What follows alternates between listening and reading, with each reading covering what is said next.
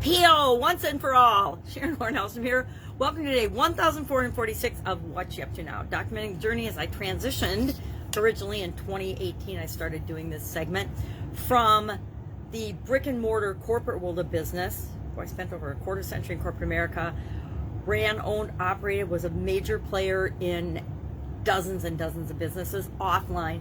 Before I got divorced and decided I wanted to do something entirely differently, hopped online in 2017, started learning about all the crazy things and all the cool things we could do online in terms of automation and marketing and sales and things like that. And so I started to document my journey because my coaches back at the time, beginning of hopping online, said, you gotta share your story, you gotta document. So I started doing it after much pushing and shoving in 2018. I came online in 2017, did the ClickFunnels certification program back when they had that, because I wanted to find out, well, how do I get online? How do I start? Where do I start? I wanted a structured format to do that, so that's where I began.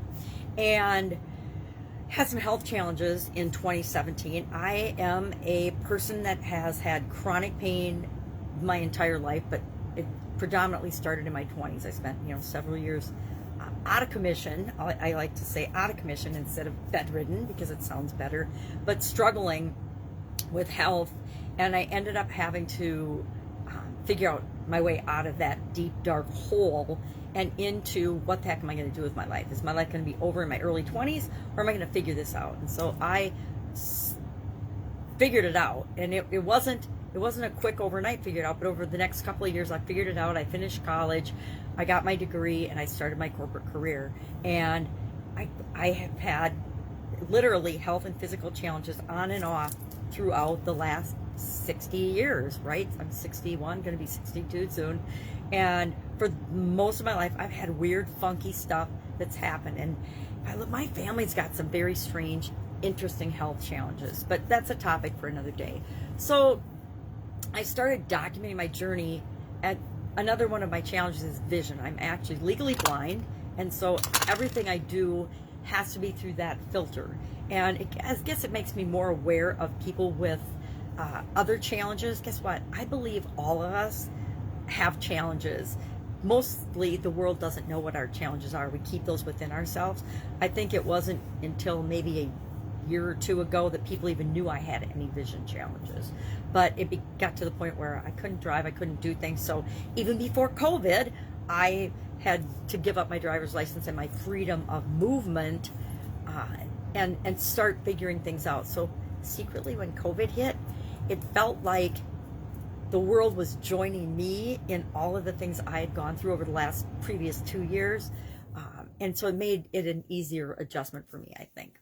So today, in addition to documenting my journey, I do 2 pieces of content. I do an annual challenge. I've done an annual challenge for the last 4 years. I used a guidebook, a journal that I was doing, and I picked a certain area or aspect of my life that I wanted to do one little thing a day that didn't take a lot of energy, didn't take a lot of time, wasn't something I had to think about.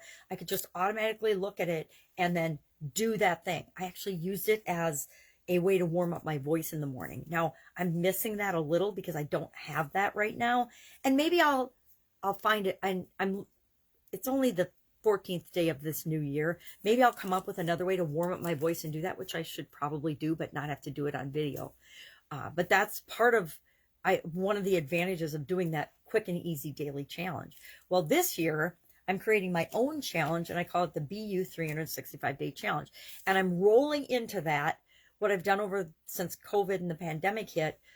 I was doing a 30-day get up and go challenge where I incorporated all the different areas and aspects of our life, and I scrubbed them up with the SOAP framework, a framework that I came up with when COVID started to number one, figure out how I was going to get up and go and keep going throughout however long the lockdown was going to be. Remember when in the beginning it was 15 days to flatten the curve? Well, then it was 30 days and then 45 days. Then it was, 3 months. Then schools, it just went crazy so fast. It was hard to keep up with the changes. So I was super grateful that early on I decided I'm going to do a challenge. I'm going to do a get up and go challenge to challenge myself to move and get up and go every day, but then to help other people to do the same thing.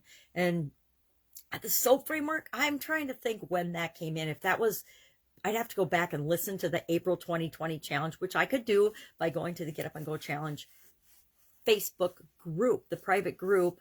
And there's also a page. It's on the page, but I'd have to scroll through, 2 years worth of posts to get there. But I'm not sure if I came up with the SOAP framework that first time through or but it was right around the beginning of the pandemic.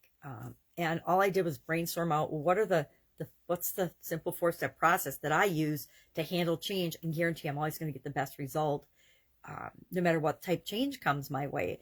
And I brainstormed different words for the steps, and it just turned out that I could use a word for each of the 4 steps that spelled soap. And since we were cleaning and sanitizing and scrubbing our hands and washing off every product and service or every product that we brought into our house, in the garage or in the car before we'd bring it in, including ourselves sometimes, it just made sense that soap was a good term for the framework. And so SOAP framework stuck. And we keep cleaning things up with it. And I decided I would incorporate that into the daily challenge. Well, the daily challenge isn't a under 1 minute to 3 minute challenge anymore. It ranges. I think the longest one so far has probably been 10 or 15 minutes, which is a lot, but it kills a lot of birds with one stone. And I don't have to decide, what am I going to do with the Get Up and Go challenge? We did it 10 times. We did the first one in April of 2020, and then we did the final one this last year, December. The 10th one was December of 2021. And I was thinking, well, what am I going to do with this? Do I want to keep doing it going forward? I was doing it about every other month, not quite every other month, but just about every other month, based on what my schedule was and how I could squeeze it in. And I decided, instead of doing it every other month, I'm going to do it over the course of the entire year. But I'm going to pick a specific area of our life to concentrate on. I like the life framework, I call it.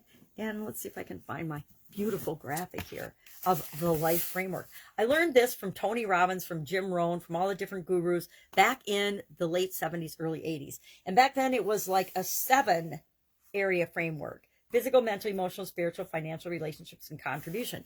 And those are the areas of our life. And for decades, that's how I set my goals, was based on these, separating my life so I could break it down and look at it in smaller pieces. Then, what do I want to do with my life this year or this 10 years? So last year in April, I started with a coaching group that does communications and confidence and other core skills and values and core skills that are important to us. And so I added those to my goals list. And I think going forward, for the foreseeable future, or the unforeseeable future, I will continue to do all 9 areas and aspects of my life.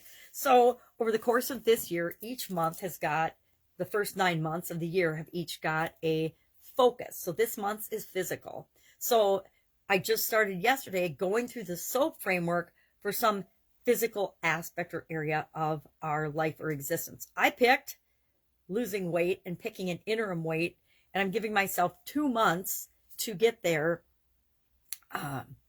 But by my birthday is March 12th. So by March 12th, this is my goal, is to lose and get to my next interim weight step.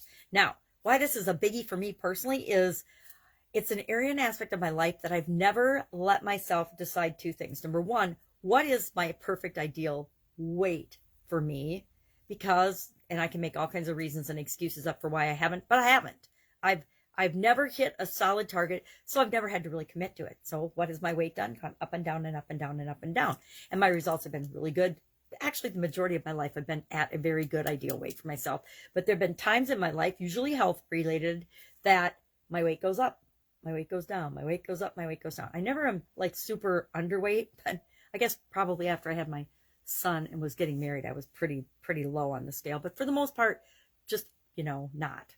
And one of the things I realized earlier in this week was that I don't allow myself, with respect to weight, to set interim goals. And that means if I don't set interim goals, then I don't have to decide that final number, which is totally screwed up thinking. And I don't think that way in other areas and aspects of my life, especially with businesses and stuff like that. So why would I do that with my health, my physical well-being? So over the month of January, we're focusing on physical. February, we're doing emotions because, it's love, holidays, Valentine's Day, and things. So I picked emotions.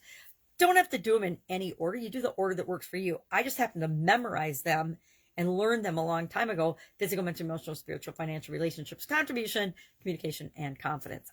I just learned them, and I mix the C's up all the time in order. I mix up relationships and finance. It doesn't matter what order they're in. It's how does it work for you? So think of them, and there's hundreds of different ways to, or different frameworks for looking at and examining your life and setting goals and objectives and thinking about your life, etc. So pick something that works for you and just go with it. I'm just letting you know the framework, the overarching framework that we're going to be using to do this year's annual challenge.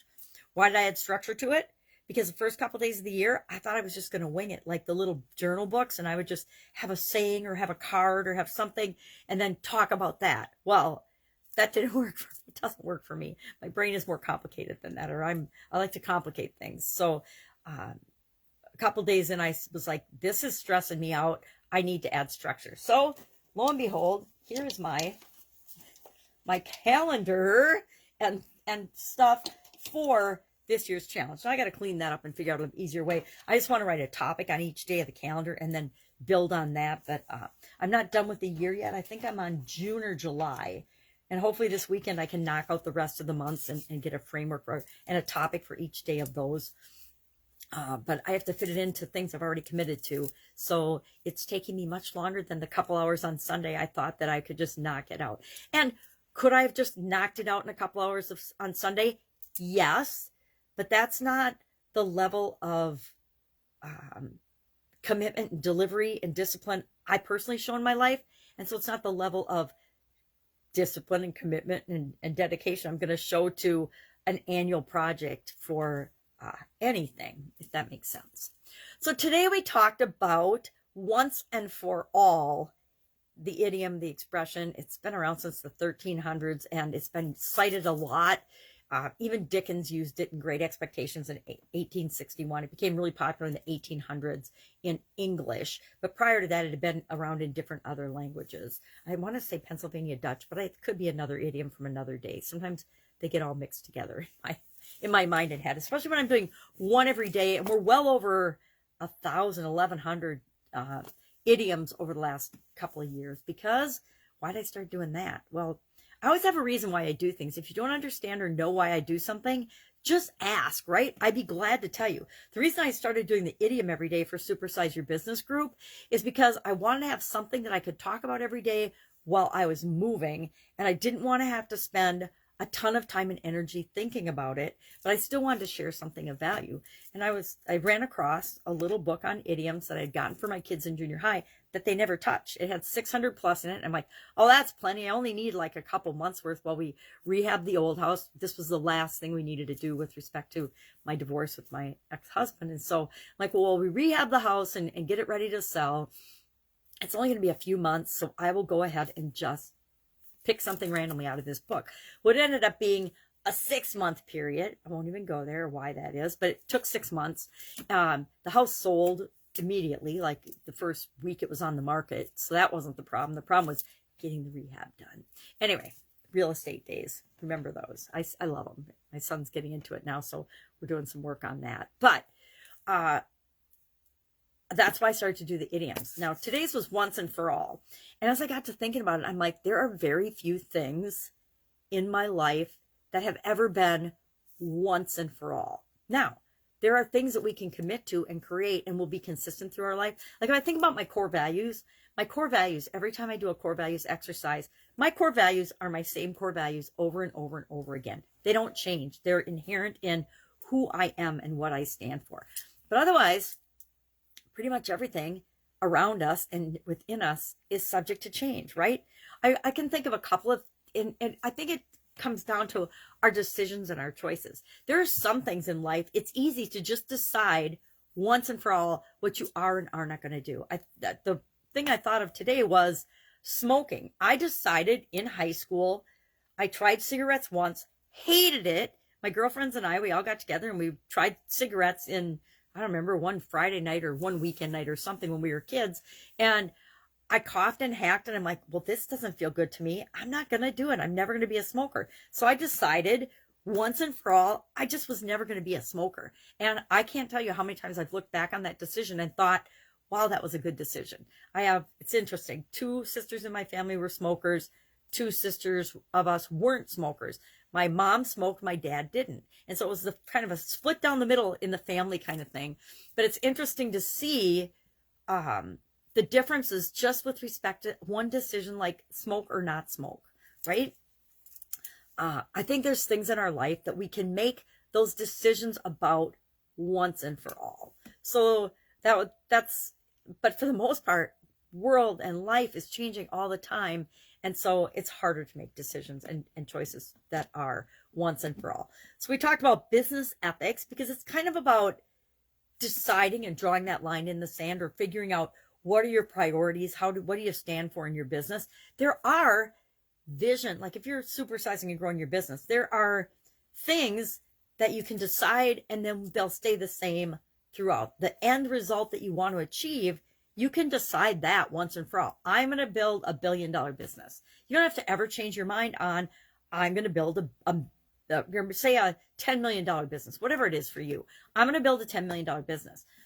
How you get there, how you build it, what you do, your products and services or the business or the industry you get in can be anything, right? And it can change over time based on your interests. I've been involved in dozens and dozens of different businesses, but it's all working toward that same end goal that I decided a long time ago, once and for all, this is what I'm going to do. And once you decide and commit to that, the how you get there doesn't matter and can change, but the thing that you want is still the thing that you want. So, there's so many examples of that in my life. I decided I wanted to design and build my own house. And once I decided once and for all it was going to happen, did the things that went into that house changed over time as I learned about materials and different possibilities and what was and wasn't possible, architecturally? Yes. But the decision to build the house and design the house was, once I decided it was going to happen no matter what. Did details of it change? Yes. But the project itself didn't change it. It happened. Okay.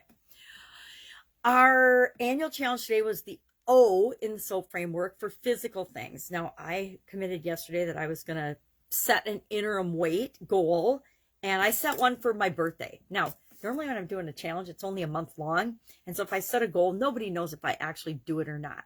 I usually hold myself accountable, but sometimes I'll slip. This time, I am on the hook for following through because it's an annual challenge. The challenge is going to keep going to the date and long after I've committed to doing this interim thing. So it puts a little more positive pressure on me to actually do the things I have to do to make sure that happens. Now, today is about the O. O stands for options in the SOAP framework. So I'm brainstorming all different things I can possibly do to make sure that happens by 3/12/22. So that's what I'm working on. Catching up. I don't know if I'll work on the annual challenge today or not. I'm trying to put pockets of 15 minutes here, 15 minutes there, and working on it. We'll see if I actually find the time to do that today. I've got some things I'm catching up on. Got to see my granddaughters yesterday, so it's always exciting, and that means they become the number one priority. People and family are a higher priority for me once and for all. I decided that after leaving corporate America, and that's been the way I've kept it ever since. That's one of the reasons I like having my own business, is I get to decide what a priority is, what my priorities are once and for all. Once and for all, I put family where it belonged in my totem of core values, and it's at the top, always at the top. Anyway, I digress. If I can help you in any way, offline or online businesses, hit me up and ask. Otherwise, I'll be with you tomorrow just to let you know what I'm working on, what I'm thinking.